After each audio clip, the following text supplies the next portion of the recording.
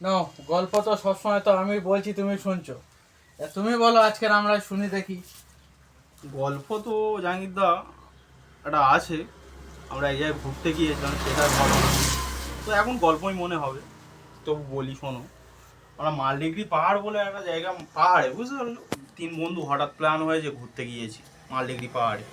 তো গিয়ে সারাদিন খাওয়া দাওয়া করে মোটামুটি ঘোরাঘুরি করেছি, হইহল্লা করে খুব আনন্দের মধ্যে ছিলাম। এবার শালা সন্ধ্যার পরে তো মাথায় হাত, মোটামুটি রুম কোনো জায়গায় খুঁজে পাচ্ছি না, পাহাড়ের ওপর রুম নেই। এবার টেনশানের মধ্যে রয়েছি। এবার তার মধ্যে একটা শালা বাবার সাথে দেখা হয়েছে। বাবা তো দেখছি ফুল ফর্মে গাঁজা খাচ্ছে, আর বেশ গঠনওয়ালা বাবা, বুঝতে পেরেছো, বেশ শরীর ফরির আছে তাগড়া। তা বাবাকে গিয়ে বলছি, বাবা আমরা তো খুব বিপদের মধ্যে আছি, আপনি যদি বা একটু হেল্প করেন। তো বাবার বুঝে বাজে বলার পরে তা বাবা বলে, আমার রুমে আজকের রাতটা থাকো। তোমরা কদিন থাকবে এখানে? তা আমরা বললাম 3 দিন। তো বললো 3 দিন সব আমার এখানে থাকবে, খাওয়া দাওয়ার ব্যবস্থাটা তোমরা করে নিও। বলে এবার রাত, গভীর রাত, বাবার রুমে শুয়ে আছি। শালা আমরা তিন বন্ধু শুয়ে রয়েছি, আর বাবা পাশের কক্ষে ছিল, পাশের বাড়িতে। এবার শুয়ে থাকতে থাকতে হঠাৎ রাত 12:30 একটার দিকে আমার একটা বন্ধু দেখি না, বাবা গো মা গো বলে চেল্লাচ্ছে। হ্যাঁ, আমরা তো শালা ফুল টেনশন, এই কি হলো এত রাত্রিবেলা আমার বন্ধু চেল্লাচ্ছে কেন? আর সব ফোনের লাইট ফাইট জ্বেলে, ঘরের লাইট ফাইট অন করে দেখছি।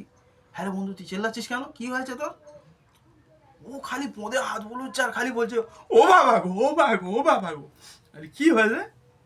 বলে শালা পদে দেখি না বল বল করে রক্ত বেরোচ্ছে, বুঝতে পেরেছো? আমরা তো আমরা ফুল টেনশনে, শালা হঠাৎ পদে রক্ত আসবে কেন? আচ্ছা, তারপরে হয়ে গেল ওই একদিন শেষ। আর দ্বিতীয় দিন ফের আর একটা বন্ধু এরকম ফের খেয়ে দিয়ে রাত্রি শুয়েছি ওই বাবার ঘরে, বুঝতে পেরেছো? সেও দেখি না শালা ও বাবা গো ও মা গো বলে চেল্লাচ্ছে রাত্রিবেলা। ফের লাইট ফাইট জেলে দেখছি শালা ওর মধ্যেও বল বল করে রক্ত বেরোচ্ছে, বুঝতে পেরেছো? আসলে ঘটনাটা কি জানো, বাবা শালা আমাদের থাকতে দিয়েছে, আর তার কারণ হচ্ছে বাবা শালা মজ্জত খারাপ। ওই বাবাই শালা দুজনার পুলি মেরেছে, বুঝতে পেরেছো? ওই জন্য বানা বল বল করে খালি রক্ত বেরোচ্ছে, বুঝতে পেরেছো? এইবার আমরা দ্বিতীয় দিন তো বুঝতে পেরেছি, আর তৃতীয় দিন ফের শালা ওনায় রয়েছি। এইবার যেই শালা রাত 12টার মতো বাজে, অন্ধকারে দেখি না বাবা শালা আমাদের রুমে ঢুকছে, বুঝতে পেরেছো? তারপরে তো আমরা অরিজিনাল ঘটনাটা বুঝতে পারলাম যে এই বাবাই শালা পোঁদ মারছে, বুঝতে পেরেছো? ধরে বাবা শালা ইচ্ছা মতো মেরেছি, মেরে আবার তারপর আমরা ওখান থেকে ঘুরে চলে আসি।